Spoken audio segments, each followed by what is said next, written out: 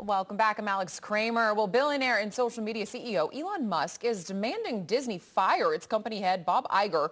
This while Disney is eyeing land in North Carolina to build residential complexes by 2027. So for more on all of this, we're going to welcome in business and markets analyst and Newsmax contributor Seth Denson.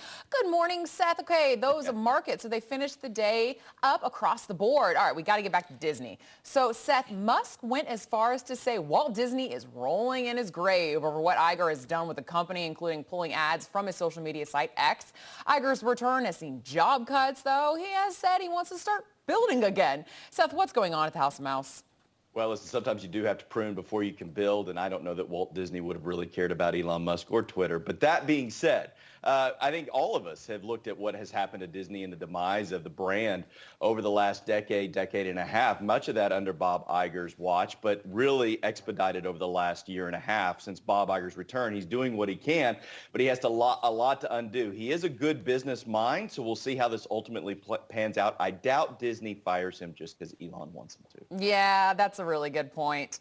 So what do you think about them trying to build in North Carolina? What's that move all about, Seth? Well, listen, Disney has an iconic brand and a loyal following, regardless of what we may think about their political activism. And the reality is what they're doing is they're focusing on these 55 and older retirement communities, you know, generations that grew up on Disney being an iconic brand and part of that magic. These neighborhoods, they're going to start popping up all over the country. The one in California, houses start as little as $1 million up to $2 million if you got that kind of cash. If you take gone to a Disney park recently, you don't. You spin it all. Yeah, exactly. Good point.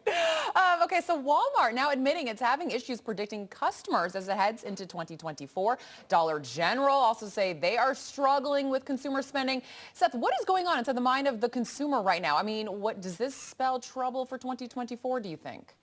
It could, and these retailers are going to think about what they need to lean into, right? We talk about it a lot, that the average household is now carrying over $100,000 in debt, over $1 trillion nationally in credit card debt, and as interest rates continue to rise, coupled with continued high inflation, decision makers, consumers are going to have to start focusing on essentials. So for these big retailers, they actually have an opportunity because they have it all. It's a matter of where they're moving their margins. And right now, their margins in those high-cost goods that people just are going to start slowing down and buying. It's a difficult time for these retailers to predict the future.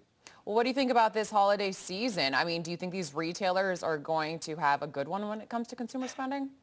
You know, it's still up in the air. We obviously came out of Black Friday with some big numbers and Cyber Monday with some big numbers. We'll see if those hold through the holiday season. They're expected to slow, though, as we continue on. Yeah.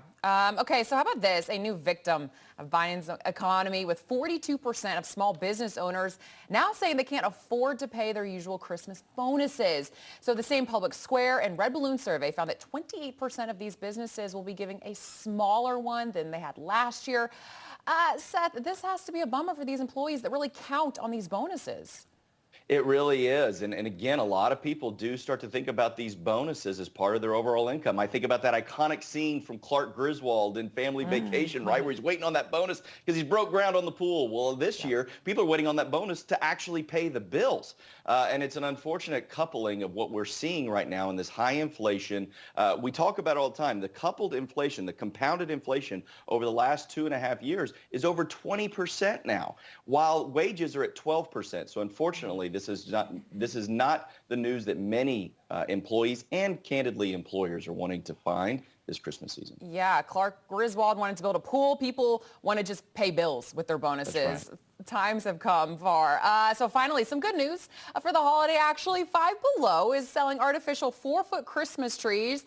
If you know this store well, it's just going to be priced over $5. So people are relating them to that Charlie Brown Christmas tree. And even if it also comes in white, now we see trees have seen a very expensive year. What do you think about this move? I love this for two reasons, Alex. One is everybody should have a Christmas tree. We've talked about this a lot. Mrs. Denson, we're big on the Christmas trees around the Denson household. But here's the other thing. What it has done, these $5.55 trees, it's caused Walmart and some of the other retailers to bring the cost of their artificial trees down to try to compete. And so that is the beauty of competition in a free market. And hopefully everybody can have a Christmas tree this season. I agree. Everyone needs a Christmas tree. Go out and get your 4-foot tall one over at Five Below for over $5. Seth Denson, thank you so much for joining us this morning. Have a fantastic weekend. Thanks, Alex. You too.